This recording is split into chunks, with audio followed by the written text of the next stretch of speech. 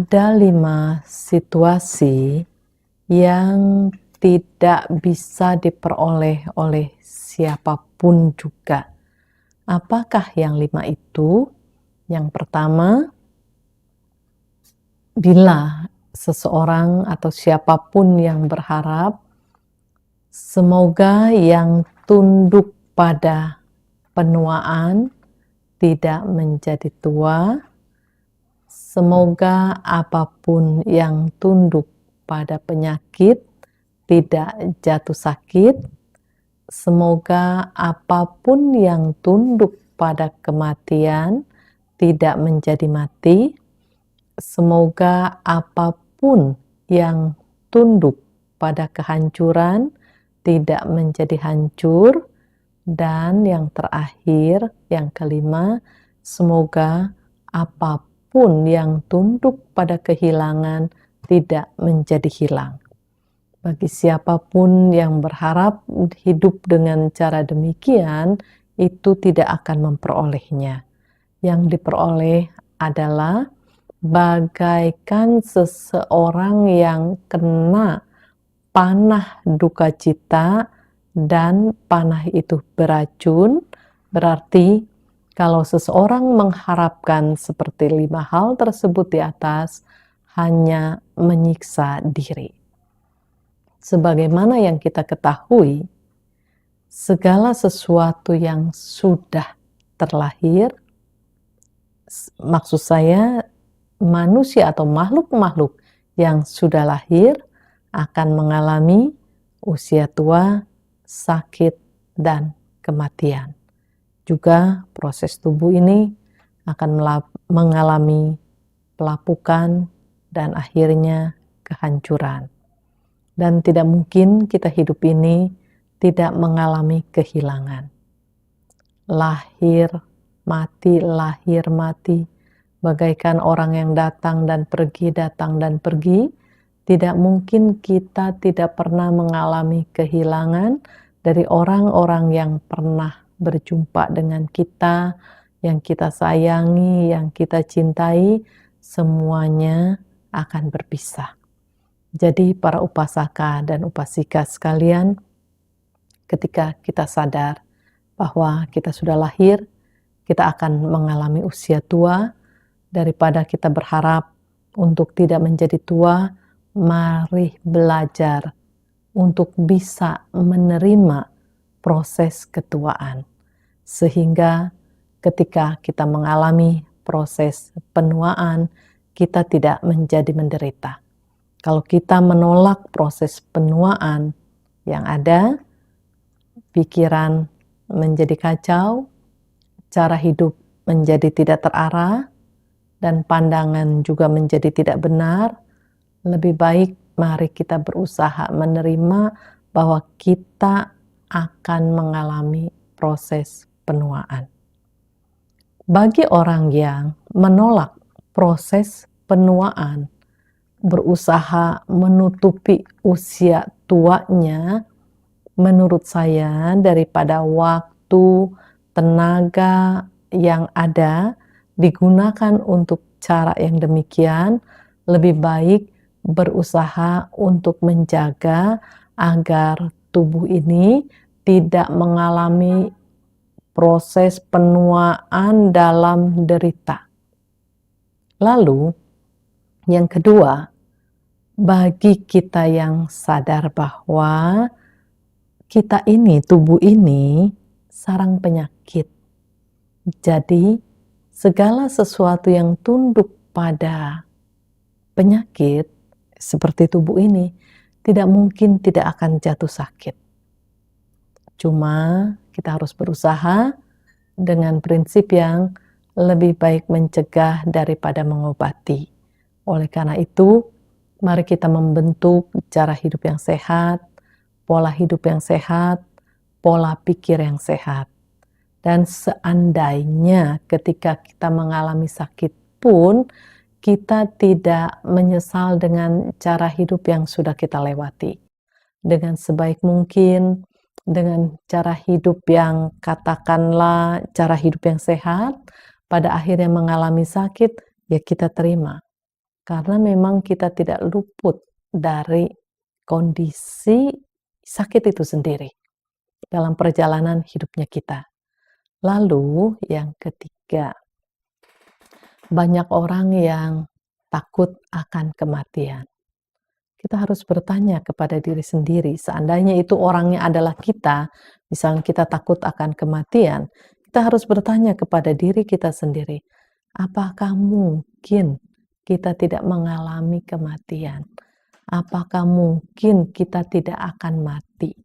Daripada hidup dihantui dengan takut akan kematian, sedangkan kematian adalah sesuatu yang pasti. Jadi apa yang harus kita lakukan? Lebih baik bersiap-siap mengisi waktu hidup kita dengan cara di mana asas manfaat dalam kondisi kita lahir sebagai manusia ini tidak sia-sia. Jadi harus ada bagaimana ya supaya kita menjalani kehidupan di alam manusia ini membawa manfaat, membawa keberuntungan, membawa berkah, baik bagi diri sendiri maupun bagi makhluk-makhluk lain. Mengenai kematian para upasaka dan upasika, itu proses yang singkat. Proses yang panjang adalah kehidupan yang sedang kita jalani ini. Daripada proses panjang kehidupan yang sedang kita jalani ini, kemudian dirundung dengan takut mati, yang mana kematian adalah sesuatu yang tidak bisa dihindari, lebih baik agar kita tidak takut mati, dan ketika kita menjelang kematian ini kita bisa tenang, bisa damai, mari isi kehidupan ini dengan banyak-banyak melakukan kebajikan-kebajikan. Kebajikan-kebajikan yang kita lakukan akan menuntun diri kita ke jalan yang benar. Sehingga lambat laun ketakutan yang semestinya tidak ada di dalam diri kita, ketakutan akan kematian, perlahan ketakutan itu akan memudar, akan sirna, dan bisa kita tinggalkan. Mengenai lahir dan mati, begini, mengenai kematian sebetulnya sudah banyak atau sudah berulang kali kita mengalami kematian. Nah, sekarang bagaimana caranya ketika kita mati dengan cara yang terhormat, dengan cara yang tenang, dengan cara yang damai, sehingga ketika kita lahir lagi di kehidupan yang berikutnya, kita siap menjalani kehidupan dengan cara yang semakin berkualitas dan dengan cara yang semakin baik dan mengarah pada orang yang bisa layak disebut orang yang mencintai dirinya sendiri. Karena orang-orang yang mencintai dirinya sendiri adalah orang yang menjanjikan kebahagiaan yang akan ia songsong di perjalanan yang akan dia lewati. Oleh karena itu, seperti yang Sang Buddha ingatkan atau tekankan kepada Raja Pasenadi dari Kosala ketika beliau bertanya atau menyatakan mengenai perenungannya, siapakah orang-orang yang mencintai dirinya dan siapakah orang-orang yang memusuhi dirinya. Hasil perenungan yang kemudian ditanyakan kepada Buddha, apakah perenungannya betul? Raja Pasenadi menceritakan bahwa ia merenungkan bahwa orang-orang yang mencintai dirinya adalah orang-orang yang melibatkan diri dengan perilaku-perilaku yang baik melalui 3 pintu. Pintu jasmani, ucapan, dan pikiran.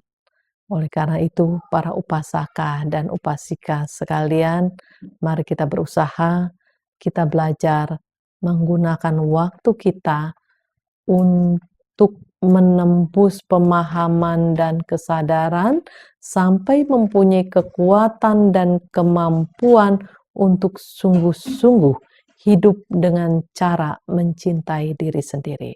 Karena orang yang mencintai, sebagai contoh begini, misalnya seseorang mencintai orang lain, ia mengharapkan kebahagiaan tentunya bagi orang yang dicintai.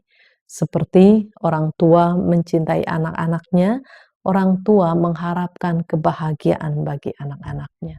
Nah, demikian juga kalau kita memang benar mencintai diri kita dengan sesungguh hati, dengan setulusnya, dengan sekuat daya upaya kita, kita akan berjuang, akan berusaha untuk menghindari perilaku-perilaku jahat yang kita lakukan. Yang barangkali yang dulu pernah kita lakukan atau barangkali yang biasa sudah dilakukan.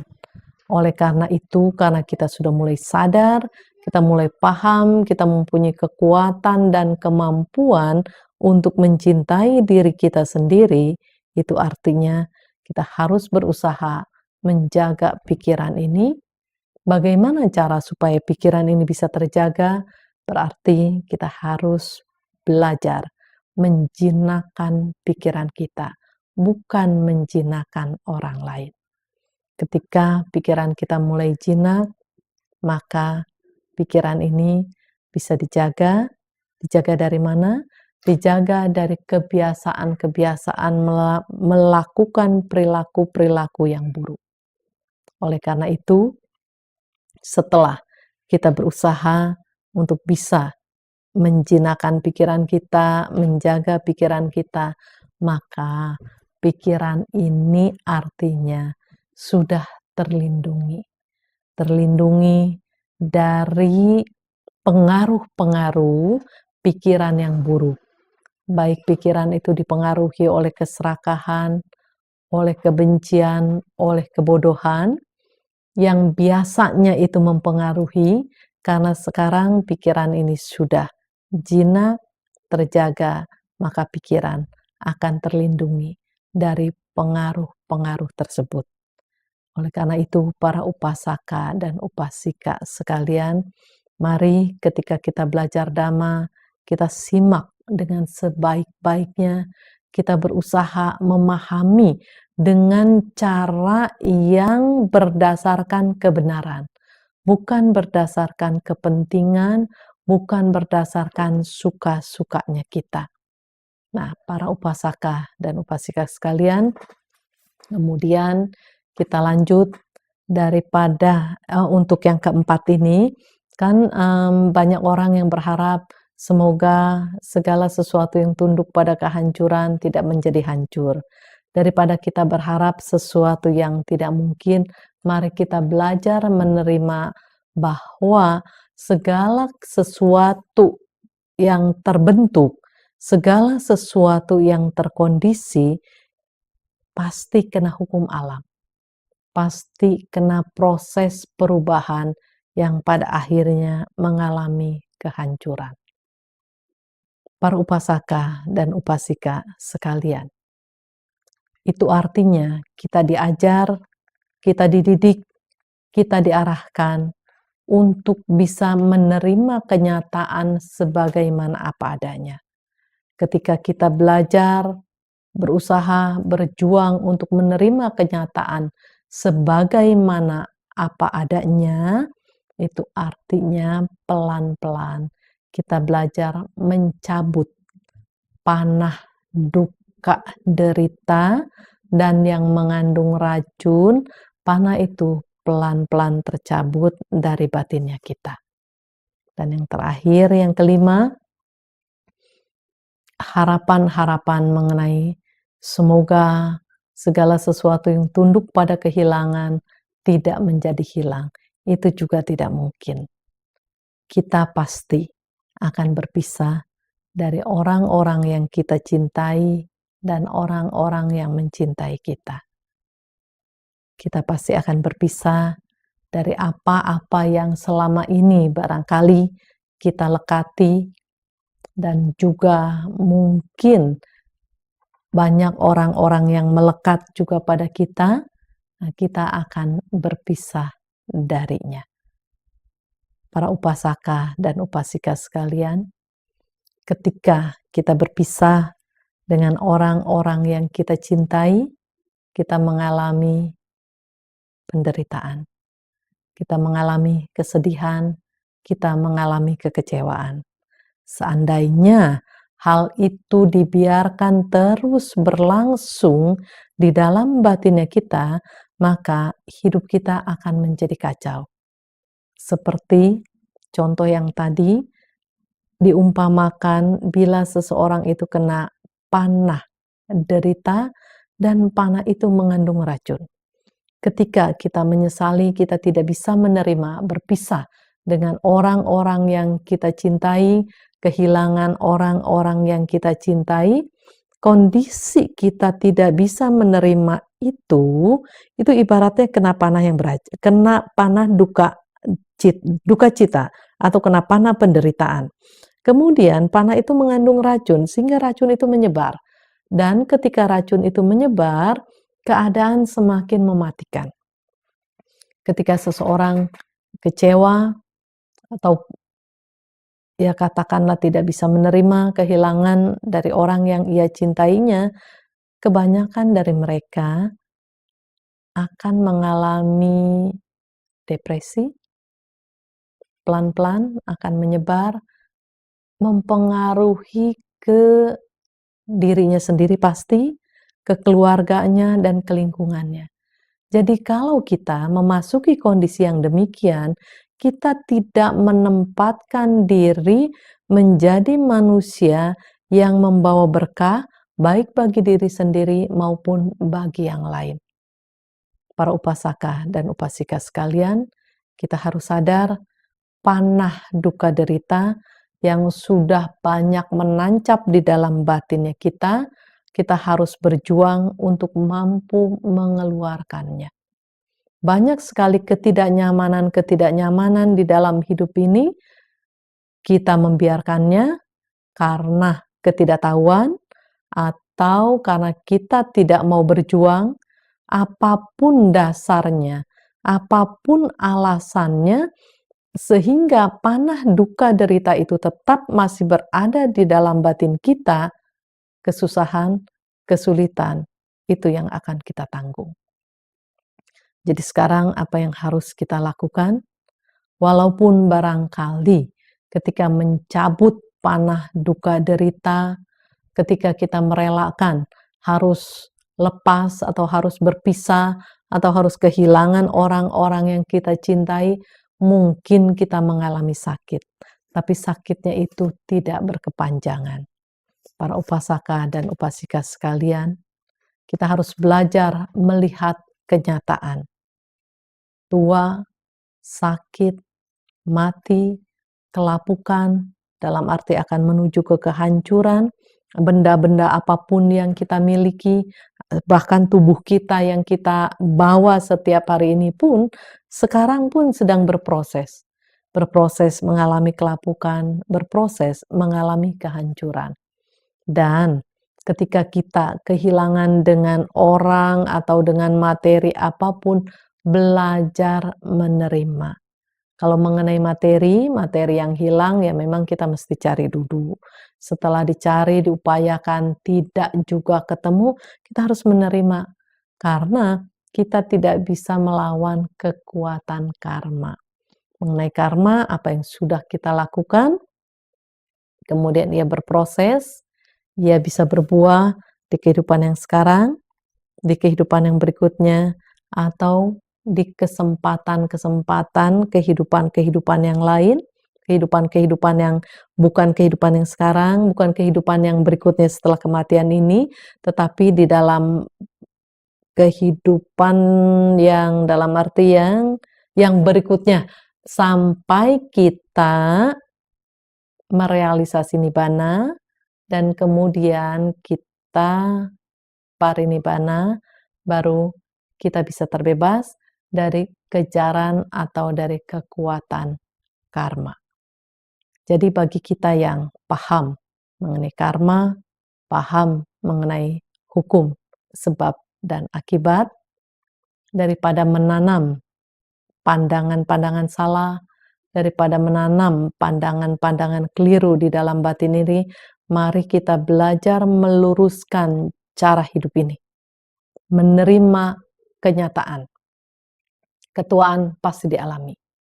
Jadi daripada kita sibuk-sibuk terus, dihantui ketakutan, tua, sakit, mati, kehancuran, kehilangan, lebih baik dengan kebijaksanaan yang kita miliki, kita belajar membuka mata hatinya kita, agar kita bisa mengisi cara hidup dengan cara yang benar, bukan dirundung, bukan dihantui oleh sesuatu yang tidak bermanfaat untuk kebaikan, bahkan hanya membawa penderitaan. Jadi para upasaka dan upasika sekalian, kehidupan yang sedang kita jalani ini, kita harus perjuangkan dalam arti kita berjuang untuk melakukan perbuatan yang pasti membawa hasil, yang pasti apa yang kita harapkan menjadi kenyataan. Harapan kita untuk menjadi kebahagiaan, untuk mendapatkan kebahagiaan bisa menjadi kenyataan. Atau ada yang harus kita lakukan. Yang harus kita lakukan apa? Pandangan-pandangan keliru dan kemudian keinginan-keinginan yang mustahil itu harus dilepaskan.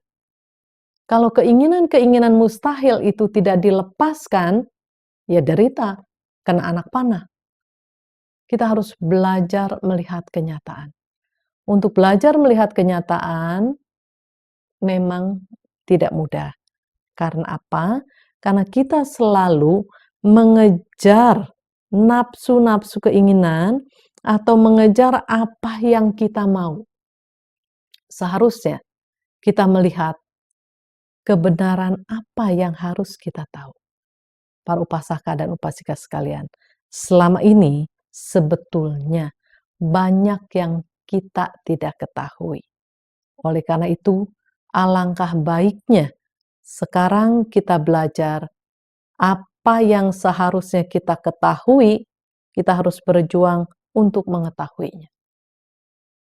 Pada prinsipnya, secara garis besarnya, apa yang harus kita ketahui? Kebenaran yang harus kita ketahui. Kebenaran bahwa ketuaan pasti akan kita alami, sakit akan kita alami, kematian akan kita alami, proses kehancuran tubuh ini akan kita alami, kehilangan juga akan kita alami. Kehilangan dengan orang-orang yang kita cintai dan segala kondisi yang selama ini berada di sekitar kita, kita tahu kita akan kehilangan. Para upasaka dan upasika sekalian, untuk bisa menembus, untuk bisa kita kuat, menerima dengan gagah, dan mengisi kehidupan dengan cara yang mulia, dengan cara yang baik, belajar hidup tegar, berani melihat kenyataan, dan kemudian kita harus menekuni pelatihan kesadaran kita, pelatihan konsentrasi kita, sehingga hal-hal yang tidak perlu kita takuti, kita tidak akan berjumpa dengan apa yang seharusnya memang kita tidak takut. Para upasaka dan upasika sekalian, pada akhirnya kita akan bisa sesungguhnya membebaskan diri kita dari yang namanya tua, sakit, mati, kemudian yang keempat itu apa tadi? Kehancuran, dan yang kelima ini kehilangan. Kita akan bisa bebas asalkan kita bisa keluar dari samsara. Samsara adalah lingkaran kelahiran dan kematian. Kalau kita bisa keluar dari lingkaran kelahiran, maka proses yang namanya tua, sakit, mati, kehancuran, kehilangan sudah tidak menjumpai kita lagi. Oleh karena itu, mari sekarang kita beranjali, kita bertekad, semoga hanya ada satu ketakutan di dalam batin kita, yaitu takut akan melakukan perbuatan-perbuatan salah, sehingga kita memiliki kekuatan yang cukup untuk takut akan akibat perbuatan-perbuatan salah. Dengan kekuatan ketakutan yang tepat ini, sehingga kita tidak mempunyai kemampuan untuk melakukan perbuatan-perbuatan salah. Semoga ketakutan yang tepat ini, takut akan akibat perbuatan-perbuatan salah, semakin menguat di dalam batin kita, semakin berkualitas, tumbuh berkembang di dalam batin kita, sehingga kita mempunyai pelindung dalam perjalanan ini, dalam perjalanan hidup berjuang menuju padamnya penderitaan. Dan semoga selain kita mempunyai ketakutan akan akibat perbuatan-perbuatan salah, kita juga harus memiliki rasa malu di dalam melakukan perbuatan-perbuatan salah. Semoga hiri dan otapa terus berkembang di dalam batin ini, sehingga mencapai pantai seberang.